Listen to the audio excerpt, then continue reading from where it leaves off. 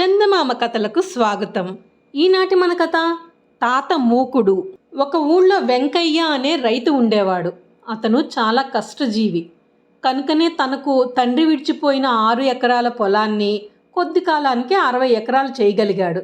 అంతేకాదు, తను నివసించడానికి అన్ని సదుపాయాలు గల ఒక మేడను కూడా కట్టించుకున్నాడు. అన్నీ బాగానే ఉన్నాయి కానీ అతనికి ఒక్కటే లోటు: సంతానం లేకపోవటం. తిండి గుడ్డకు లోటు లేకుండా భగవంతుడు ఇంత ఆస్తిని కలగజేశాడు. కానీ ఏం లాభం?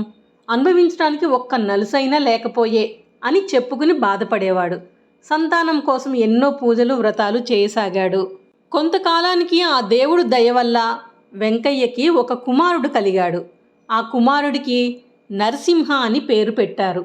కుమారుడు పుట్టాడన్న ఆనందం నరసింహ పెద్దయ్య కొద్దీ తగ్గుతూ వచ్చింది. కారణం, నరసింహకు పుట్టుకతోనే లోభగుణం పట్టింది. అతను చూస్తుండగా ఒకరికి ఏది పెట్టనిచ్చేవాడు కాదు. అలా పెడితే తల్లిదండ్రుల వద్ద పెద్ద గోల చేసేవాడు. చిన్నప్పటి గుణాలు పెద్దయిన తర్వాత ఉంటాయా ఏంటిలే, బుద్ధి మారకపోతుందా అని వెంకయ్య అతని భార్య అనుకునేవాళ్ళు. కానీ నరసింహ పెద్దవాడైనా ఈ దుర్గుణం మారలేదు. ఇక చేసేది ఏమీ లేక అబ్బాయికి పెళ్లి చేస్తే కోడలే వాడికి ధర్మగుణం నేర్పుతుంది. ఇంటి కోడలు వల్లనే కదా కుటుంబ గౌరవం నిలబడేది అని వెంకయ్య అతని భార్య ఆలోచన చేసి ఒక చక్కటి చుక్కను చూసి నరసింహకు పెళ్లి చేశారు. నరసింహకు ఒక కుమారుడు జన్మించాడు. అతనికి రాఘవ అని పేరు పెట్టుకున్నారు. అయితే ఇదివరకల్లా ఇతరుల విషయంలోనే కొడుకు లోభగుణం కనపడేది కానీ కోడలు వచ్చాక, కొడుకు పుట్టాక ఖర్చు ఎక్కువైపోతుందని పాపం పెద్దవాళ్ళ బతుకుకే మోసం తెచ్చాడు.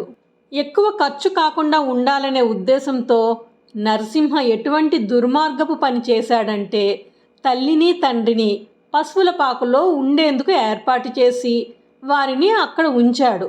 వారు కప్పుకునేందుకు 2 దుప్పట్లు, తినేందుకు వారికి ఒక మూకుడు ఒకటి కొనిచ్చాడు.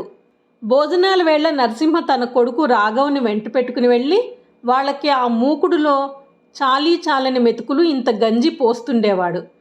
తండ్రి గంజినీళ్లు పోసినప్పుడల్లా, తాత మూకుడు జాగ్రత్తే, నువ్వు తాగేశాక జాగ్రత్తగా కడిగి పెట్టేయి అని చెప్పేవాడు కొడుకు. రాఘవ మాటలకు నరసింహ తన కొడుకు తనకంటే చాలా పొదుపరి అవుతాడని తెగ మురిసిపోయేవాడు. వృద్ధాప్యంలో ఆసరా అవుతాడన్న కొడుకు ఈ విధంగా బాధ పెడుతున్నందుకు వెంకయ్య దంపతులు ఎంతో కుమిలి బాధపడసాగారు. ఇలా ఉండగా ఒకనాడు భోజన సమయానికి నరసింహ తండ్రిని తన మూకుడు తెచ్చుకోమని గంజి పోశాడు. కానీ ఆ గంజి వేడిగా ఉండటం వల్ల చేతిలో మూకుడు జారిపడి పుటుక్కన బద్దలైపోయింది. తండ్రి పక్కనే ఉన్న రాఘవ గబాలున తాత చెయ్యి పట్టుకుని, ఏంటి తాత మూకుడు పగలకొట్టేశావే, ఇప్పుడెలా అనుకున్నావు? మా బాబు అమ్మ ముసలివాళ్ళైన తర్వాత మరి వాళ్లకు నేను కూడా ఇందులో గంజిపోయొద్దా? అప్పుడు మళ్ళీ ఇంకొక మూకుడు కొనమంటావా? తాత ఇచ్చిన మూకుడు తరతరాలు ఉండాలి కానీ ఇలా పగలగొట్టుకుంటారా ఎవరైనా? బాగా చేశావులే అని కోపగించినట్టు కసిరాడు. కొడుకు మాటలు విన్న నరసింహకి అతని భవిష్యత్తు కళ్ళ ముందు కనిపించింది. చిన్నవాడైన రాఘవ్ చెప్పిన మాటల వల్ల నరసింహ తన పొరపాటును వెంటనే గ్రహించాడు. ఇంతవరకు తల్లిదండ్రుల పట్ల క్రూరంగా ప్రవర్తించినందుకు సిగ్గుపడ్డాడు.